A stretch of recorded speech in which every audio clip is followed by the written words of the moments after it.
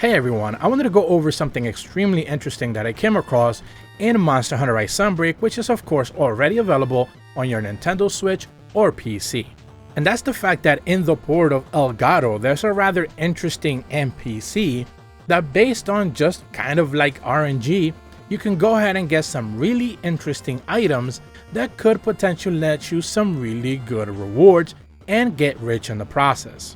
So if you've been playing the game, naturally you're going to notice that whenever you make your way back to Elgado from a hunt, kind of like in Kamura Village, NPCs are probably going to be standing around in different places. They're going to have different dialogues available to them, especially if you already progressed the story enough to be able to get to a point where almost nothing else is changing and their dialogue almost begin to get a little bit stale.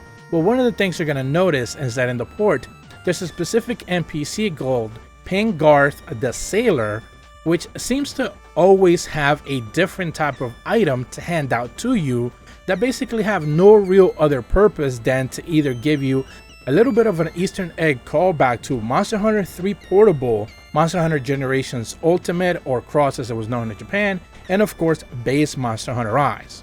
So essentially when you speak to this NPC in between every single hunt, you're going to notice that he's either going to sing a sea chanty or he's actually going to give you some free items. These items are directly connected to either Burna Village from Generations, Kamura Village from of course base Monster Hunter Rise, or Yukumo Village from Monster Hunter 3 Portable. Now the thing is, these items have no actual value to trade in anywhere. You're not going to get anything else other than the fact they're just free zenny. They can be sold for anywhere from 2,000, 6,000, 10,000, or up to 30,000 Zenny for each one of these items, essentially making them like silver eggs, gold egg, platinum eggs, the same kind of thing, except they're all RNG based and you're just randomly gonna get one in between every hunt most of the time.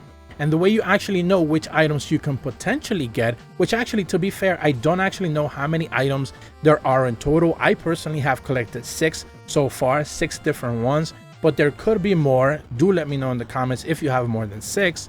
But you're essentially going to be able to see that after you make your way from a quest back into Elgado, the items around the sailor are actually going to tell you where the materials that you're going to pick up from him are going to come from.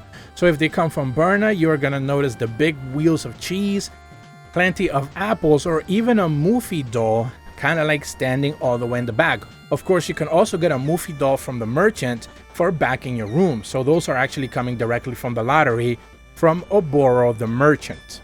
If he's about to give you some free items from Kamura Village, you're going to notice, of course, the free monthly box, like the dango boxes that you get from Yomogi.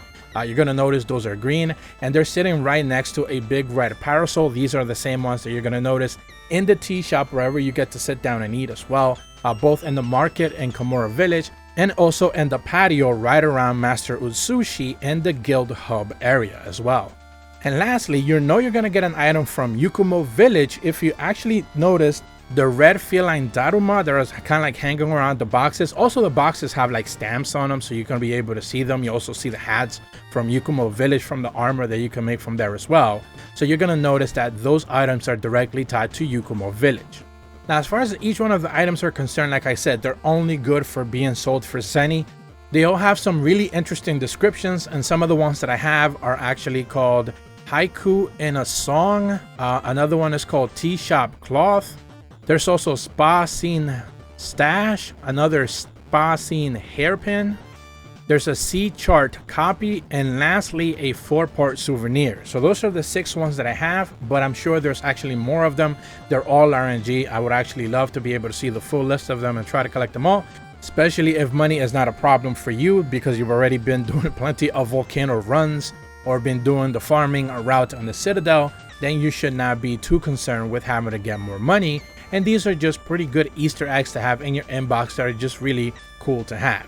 But that's about all the information that I want to go over with this really cool Easter eggs that if for some reason you need money, you can go ahead and sell them to get yourself a little bit of more Zenny. If you're brand new to my channel, be sure to leave a like and subscribe. Hit the bell to receive notifications when the videos go up. And as always, thank you so much for watching. See ya.